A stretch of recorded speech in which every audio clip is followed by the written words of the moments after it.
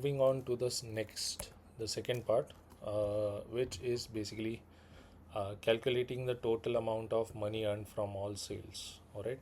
So to do this, we'll complicate this a little bit. All right. This is calculating the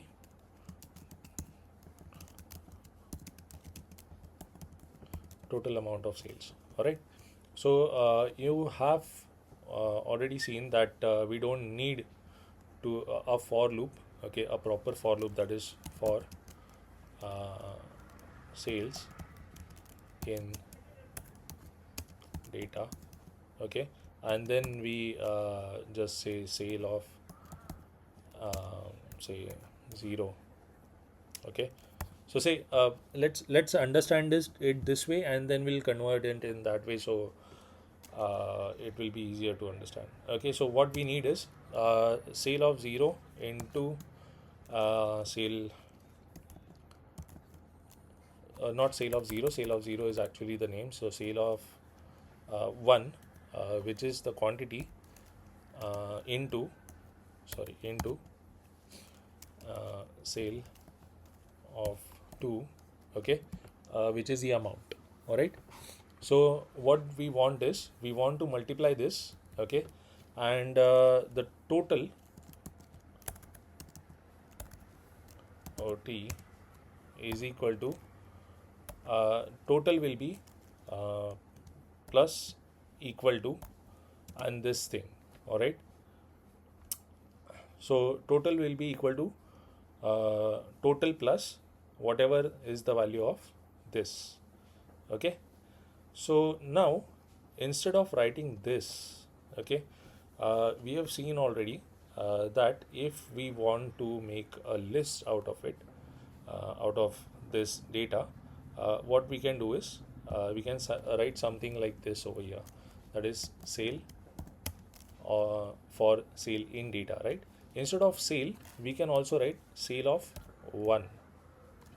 Okay, now since we can write sale of 1, you might be wondering, can we write sale of 1 into sale of 2? Yes, of course we can. So sale of 1 into sale of 2. Okay, but wait a minute, it is showing us error, right? Why is that? That is because whatever this is, we have to make a list out of it. Okay, we have to make a list out of it, and now you can see that the error totally vanishes. All right, so this we have a what we have done is we have successfully made a list out of this. What? Sale of 1 into sale of 2. So for each entry, okay, for each entry in this A and B, what it will do is you can also see that I have already tried a dry run of this. Okay, so for each entry in this, what it will do is it will multiply sale of 1 with sale of 2, that is the quantity with amount. All right, and it will store it as a list element, a different list element. Okay, this one. All right, it's a different list element. Okay, now what we have to do is we have already seen that we can pass list to this generic functions, right? The generic function that we want over here is sum. Why? Because we want the total amount of sales, right? So whatever is this product of all quantities with their amounts, we basically sum that up. Okay, so we give this to the sum function. Okay, so when we get this particular value, okay, I don't usually use spaces, it's just so that you understand what is happening over here. Okay, now we have the total amount of sales that was made. Okay, so what do we have to do is we have to simply print it. Okay, so just print. Okay, and maybe write a prompt,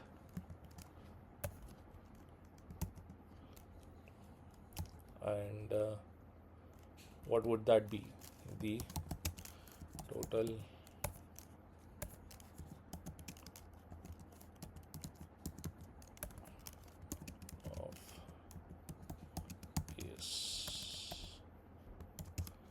this. The total amount of sale is and the amount. Okay. Why does it show me an error? Maybe because I have one more space. No. It says it did not. Oh, okay. I did not complete it. Sum was given over here, but print statement was not closed. Okay. So now you can also see that when I you when it's when this bracket is highlighted, that is in it is in blue color. The corresponding blue color is highlighted over here. So if you have not closed it, it will be in red color as it was previously. Okay, so let's just save this and run this. Enter the number of products 2, a quantity I'll write 2, product cost 3, second product is B, it's 4 and 5. This is simply for simplicity of calculation, so that we know that the amount is correct. Okay, so 2 into 3 is 6 and 4 into 5 is 20, and the sum of these two is basically 26. So the total amount of sales is 26. Okay, so I hope this is clear how to write this particular statement. Okay, that is how to uh, have the elements uh, perform some operations. If you want to make a list out of it and then give it to a generic function, all right, and all that is done in a single line. Okay, along with the printing. Okay, so we don't need to write a separate print statement, sorry, a separate loop which iterates over things and gets the elements, then saves the data and all those things. Okay, so we are basically saving memory over here.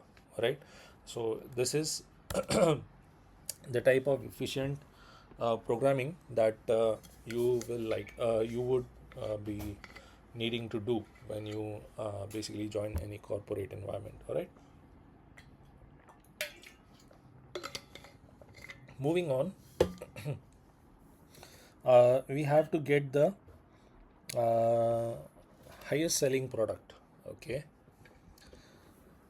product that was sold the most. All right, so that's highest. Wait, HIGHEST sold product. Okay, in case you are wondering, do I have a code written by my side? Yes, I do, and that is because I want to you know um, in each of this parts. All right, each of these parts, there's a certain thing that I want to share. Okay, and that code has to be exactly in that order for it to make sense. All right, so pardon me if I'm not going with the flow and just writing something else. I am sticking to my script. I am telling you exactly what I want to tell you. Okay, uh, so here, of course, the max quantity will be 0. The best product will initially assign as empty. Then we'll go through the entire list of list, and see if the max quantity sold is actually there. Okay, and whatever is the max quantity will basically print the corresponding value, sorry, the name of that product. Okay, what we are learning over here, I'll write that first so I don't miss what miss the point of this explanation, is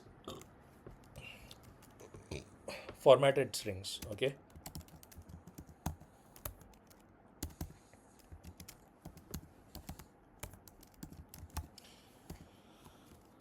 okay, so now the highest quantity, I'll call it max QTY equal to 0 for now. All right, and I can also have so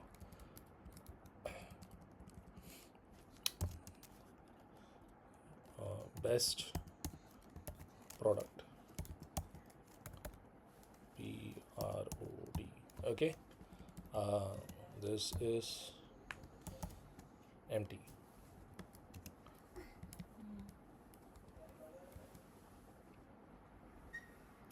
Okay, so now that I have my max quantity and best product initialized to 0 and empty string respectively, I'll enter into a for loop.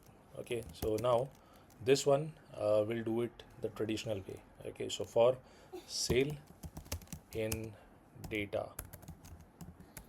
yeah, data. Okay, so for sale in data, okay, for each of this uh, each of the elements of this particular list, what do we do? Okay, so we check if okay, sale of one sale of one is the quantity. Okay, we want to see the highest sold product, so sale of one is greater than the max quantity. Okay, and if that is actually the case, then we will replace it with the current max quantity and the best product. Okay, so max quantity equal to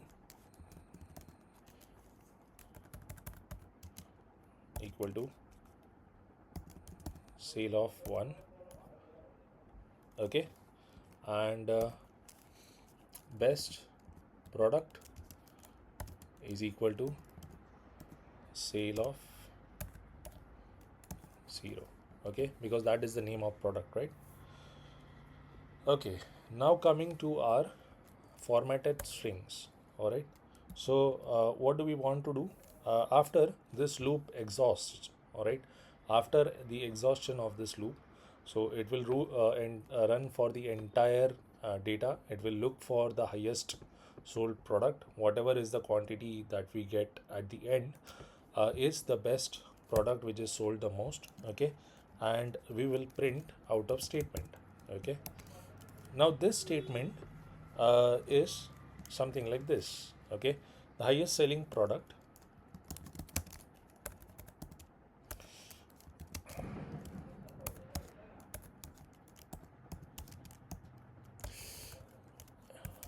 okay,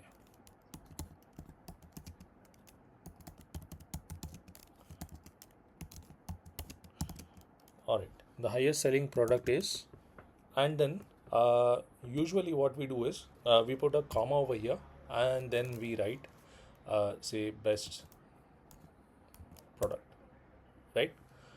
Now there is also another way of writing this same thing.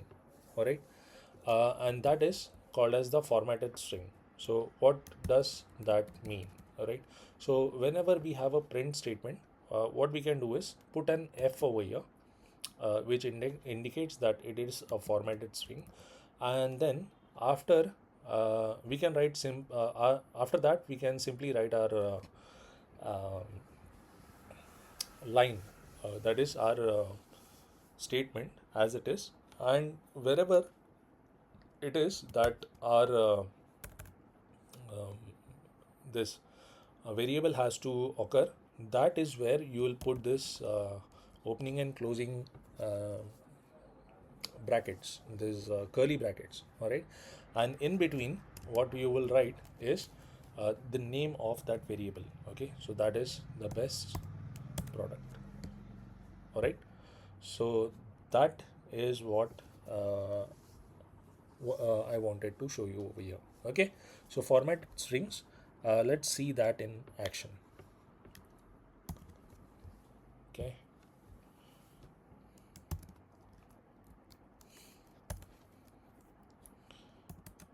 oh, okay, I mix this up. Two products.